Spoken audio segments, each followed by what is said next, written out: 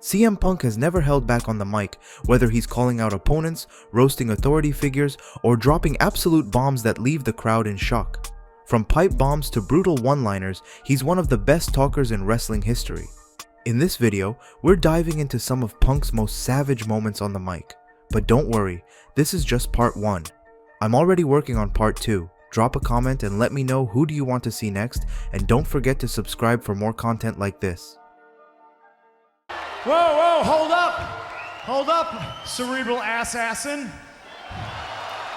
Awful decisions will you people make tonight. I mean, after all, you chose to live in Baltimore, Maryland.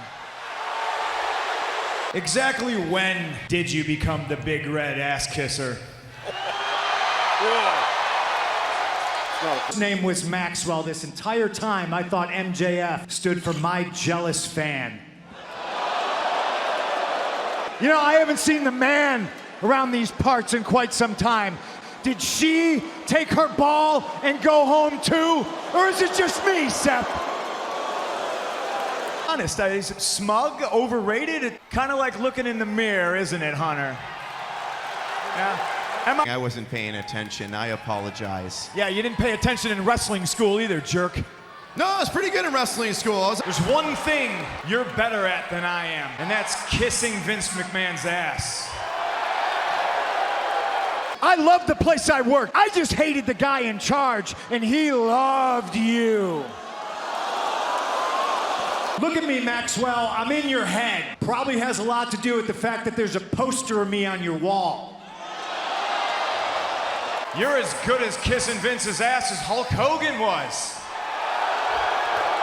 You son of a bitch, you have turned me into the fictitious boogeyman. You gonna punch me in the face? Or do you gotta go ask your wife permission first?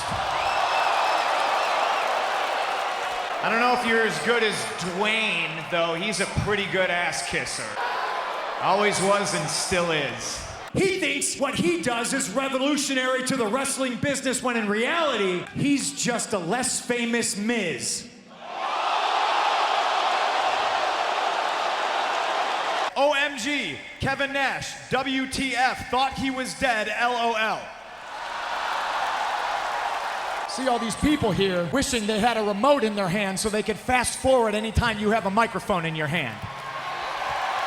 How many times did you say, well, you know, I just don't think he has what it takes while you're lying in bed with your wife?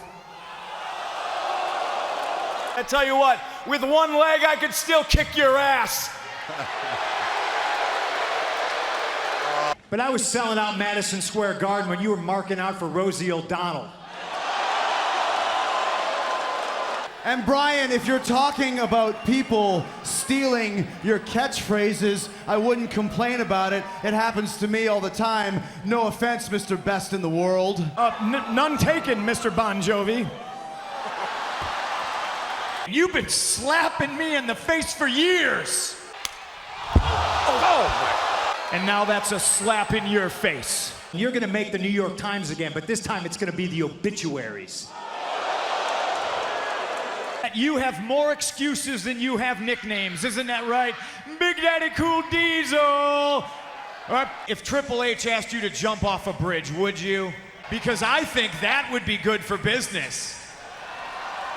Talk too much. Yeah, just like me back in the day, except I always backed it up, and you can't back up shit without your backup. Certainly we've got similarities. We don't smoke, we don't drink, we don't do drugs, but you know Anymore. something? Tonight's 3 hours. It's a 3-hour show and it already feels like you've been out here for 6. The ironic thing is you're the one who doesn't remember wrestling at WrestleMania because you had a concussion, and we all wish we could forget you were in the main event of WrestleMania, but no, we have to suffer. Whoa. You're the most powerful of the 4 pillars. You don't even realize you've been replaced by Britt Baker. Maybe you didn't see what I did to John Morrison. I took them out. You took them out? Like on a date? And here you are, live and in living color. It's just your career that's dead, right? Collar, my father was just a regular guy. He was an electrician. which makes it kind of ironic. I'm more of the American dream than you are. Where did you take him? I'm gonna go ahead and guess that you took him to see that new Twilight flick. Drew McIntyre, I ain't never had to put another man's name on a t-shirt to sell it. The only way you're gonna be number one is if we all wait around long enough for Tony to have a daughter that you marry. You need to watch your mouth. You need to watch the show. I do and say whatever I want to whomever I please.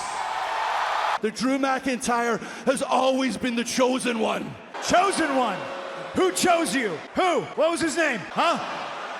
You want to know why? Whoa, please, if you say because it's your destiny, I swear to Jeebus, I'm gonna start drinking. According to my Twitter page, which by the way is 38,000 followers, they wanted to see the competition and not see it broken up. Oh yeah? Well, screw you and your 38,000 Twitter followers.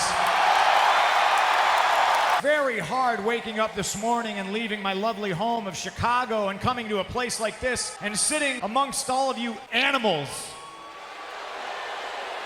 You've been in 2 main events? Where do you have the belt? 3 times in 20 days? Yeah, that really hurts, you know, coming from somebody who knows so much about being a main eventer. Fool for trying to hold you to that standard and expect greatness because you're a bum. Cry and boo all you want. If you don't like being called an animal, perhaps you should move to a place that isn't just the slums of Staten Island. You know a thing or two about prescription medication. What I don't think you realize is that you have to go to a doctor to legally obtain some. What do you know about main event talent? Huh? It's 2011, it's not 1994.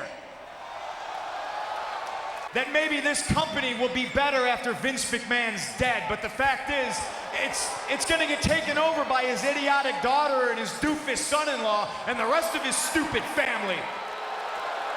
Each and every single one of you, just like Ryback, is dumb.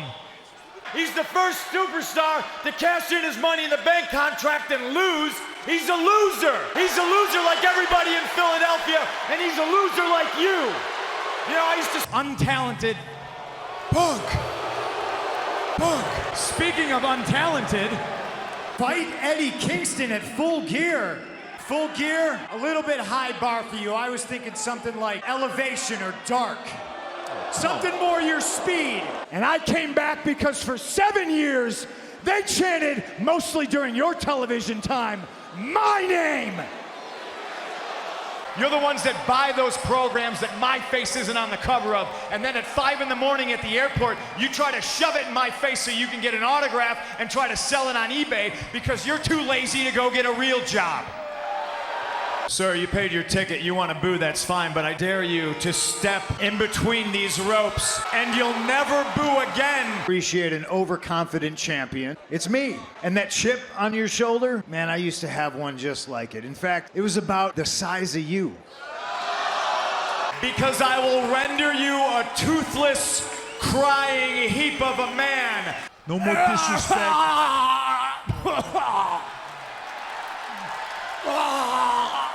We all consider you to still be a giant toolbox. So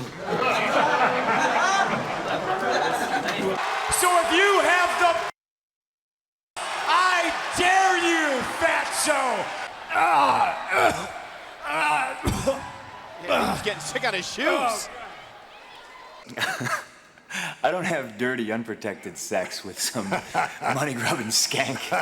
To step up and be a man and fight CM Punk! Do it at Night of Champions, you being a champion ass kisser and all. Let alone me to believe this crap. Come on! I will render you to tears! Come on! Who eventually files a paternity suit against me, which gets me kicked out of my own house. Be a man or sit down and be a and shut your mouth. First, you have to check with the board of directors to make sure it's okay. And by board of directors, I mean your wife. Another thing that me and Mick have in common is we don't hide behind a woman. Wow. Yeah, it leaves me nothing but a living, breathing national disgrace. A poor excuse for a woman, by the way. I only pick on women, that's why I'm picking on you two jerks right now. You have a vagina! Let's face it, you don't wear the pants in the family, but you do wear her panties, don't you? You have a vagina! Nice faux hawk, you homo! Grow up! I get to make a boatload of cash, making you the victim you so badly want to be, little brother. Pipe bomb.